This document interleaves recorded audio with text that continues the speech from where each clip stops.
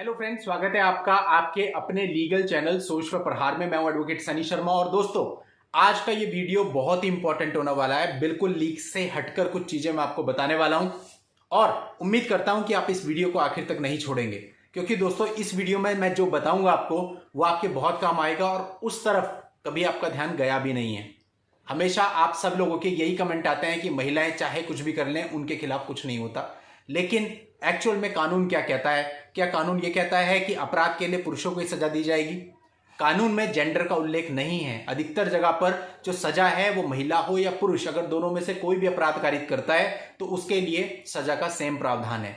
लेकिन चूंकि समाज में कुछ ऐसी चीजें हो रही हैं जिसकी वजह से आप लोगों ने ऐसा मान लिया है कि जितनी भी सजाएं हैं वो अपराध कारित करने पर केवल पुरुष को ही मिलेंगी, महिला कोई भी अपराध कारित कर ले उसको सजा नहीं मिलेगी। दोस्तों देखिए, थोड़ा सा झुकाव तो जरूर है, लेकिन इसके बावजूद भी बहुत सारी चीजें ऐसी हैं जो अगर आप समझ लें तो आपके फेवर में चीजें आ सकती हैं। और साथ ही इस वीडियो में मैं आपकी गलतफहमी भी दूर करूंगा कि वुमेन को सजा नहीं हो सकती या वुमेन पर केस नहीं हो सकता। सब कुछ होता है, जो भी गलत करेगा उसके खिलाफ केस होगा, चाहे वो मैन हो चाहे वो वुमेन हो। इस वीडियो में मैं आपको जो समझाना चाह रहा हूं, अगर आप उसके मूल तक पहुंच गए कि मैं क्या आपको बताना चाह रहा हूं, क्या आपको समझाना चाह रहा हूं, क्योंकि देखिए समझने वाले के लिए इशारा, बच्चे के लिए गुब्बारा और फट जाए तो दोबारा।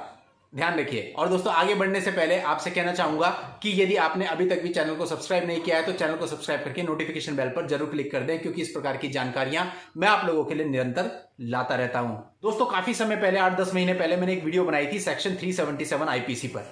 वो वीडियो देखने के बाद आप सब लोगों ने बहुत ज्यादा उस वीडियो को पसंद किया था, बहुत ज्यादा आप लोगों ने उसको सपोर्ट किया था।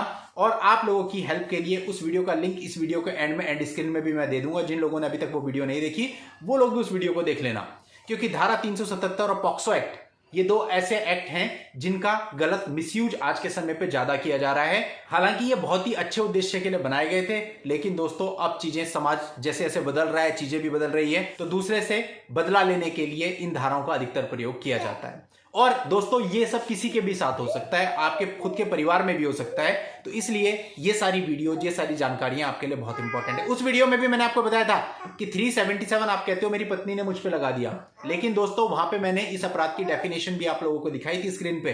कहीं पे भी जेंडर मेंशन नहीं है, यानी 377 किसी के साथ भी हो सकता है और कोई भी कर सकता है। यानी 377 का अपराध पुरुष के द्वारा भी किया जा सकता है और महिला के द्वारा भी किया जा सकता है।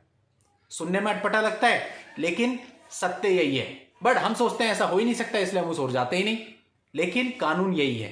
अब बात करते हैं पॉक्सो एक्ट की।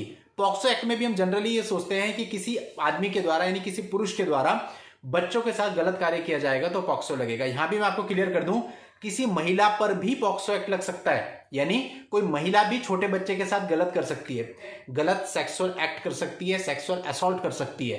तो ऐसे में उस महिला पर भी पॉक्सो एक्ट लग सकता है। यानी कुल मिला के ये दो धाराएं ऐसी हैं जो अधिकतर लोग सोचते हैं केवल मेन पे ही लगती हैं, लेकिन ऐसा नहीं है। ये दोनों धाराएं फीमेल पे भी लग सकती हैं अगर उन्होंने गलत किया है तो।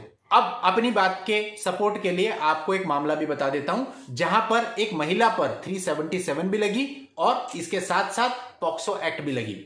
और दोस्तों एक बात मैं और बता दूं, 377 के अंतर्गत आता क्या क्या है? हर प्रकार का अननेचुरल ऑफेंस। जरूरी नहीं है केवल गुदा मैथुन या ओरल सेक्स को ही इस कैटेगरी में रखा जाए, इसके अलावा भी आप गलत तरीके से कोई सेक्सुअल एक्ट करते हैं तो उसको भी सेक्शन 377 के अंतर्गत ही काउंट किया जा सकता है।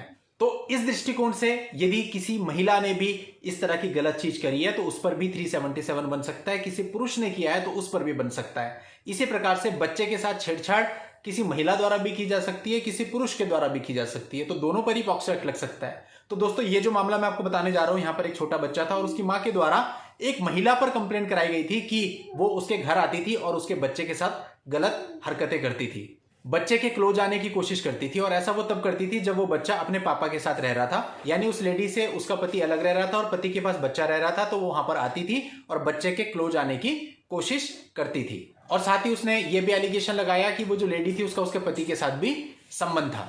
और उसने आगे कहा कि ये सब तब से हो रहा है जब से बच्चे की आयु 3 वर्ष की थी। आज डेट पर बच्चा 6 साल का हो चुका है। अब दोस्तों महिला पे हो गया मुकदमा दर्ज सेक्शन 377 आईपीसी और पॉक्सो एक्ट के अंतर्गत, तो जाहिर सी बात है अब उसको मुकदमा तो लड़ना ही पड़ेगा। फिर मुकदमे में जैसा भी साबित होगा वो सामने आ जाएगा। लेकिन किसी महिला पे 377 और पॉक्सो एक्ट का मुकदमा दर्ज हो सकता है, ये मैं आपको क्लैरिटी देना चाह रहा था। ये किसी के साथ भी हो सकता है, जो भी गलत करेगा, कानून सबके लिए एक जैसा है। हाँ, इतना जरूर है कि थोड़ा झुकाव महिलाओं की तरफ है, मानते हैं, लेकिन दोस्तों यदि गलत किसी ने भी किया है तो कानून सबके लिए एक जैसा है और एक ही तरह से चलेगा। अब इस मामले में देखिए 377 और पॉक्सो एक्ट में एफआईआर दर्ज हुई, तो जाहिर सी बात है उक्त महिला को पूरा केस लड़ना पड़ेगा, साबित करना पड़ेगा कि वो निर्दोष है, उसने ये सारी चीजें नहीं करी हैं। हालांकि कोर्ट ने इस मामले में एंटीसिपेटरी बेल के लिए महिला गई, जैसे कि आप लोग भी जाते ही हैं, तो जनरली एंटीसिपेटरी बेल मिल जाती है। और इस केस में जो बच्चे की स्टेटमेंट थी या जो मां ने बताया था स्टोरी लाइन, उसका कोई एविडेंस भी मौजूद नहीं था, मेडिकल में कुछ आया नहीं था, क्योंकि छेड़खानी या सेक्सुअल एक्ट्स अगर छोटे मोटे हों तो उसका मेडिकल में शायद आ भी नहीं सकता है, तो मेडिकल में भी कुछ नहीं था। तो कोर्ट ने कहा फिलहाल एंटीसिपेटरी बेल दे देते हैं और ये बच्चे से नहीं मिलेगी तब तक जब तक कि बच्चे की स्टेटमेंट कोर्ट में दर्ज नहीं हो जाती है, और जो कंप्लेनेंट है यानी कि बच्चे की मां है उससे भी कम से कम 3 किलोमीटर की दूरी पर रहेगी। तो इस तरह से दोस्तों इस वीडियो के माध्यम से मैं जस्ट आपको इक्वलिटी बताना चाहता था कि ये जो धाराएं जो हम समझ बैठे हैं गलती से कि ये केवल पुरुषों के खिलाफ ही यूज हो सकती हैं, ये जेंडर बायस्ड धाराएं नहीं है, ये पुरुष और महिला दोनों के खिलाफ यूज हो सकती हैं।